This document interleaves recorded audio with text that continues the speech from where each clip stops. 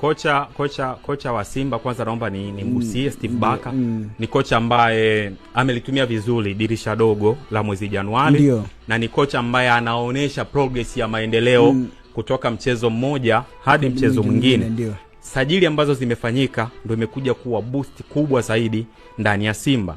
Hata wachezaji ambao tunawataja, unajua sajili ambazo amezifanya Simba Sports Club kwenye dirisha dogo ni wachezaji 7. Wachezaji 7, 6 ni wa kigeni, mmoja pekee ndio mzawa. Tunamzungumzia Nixon Kibabage.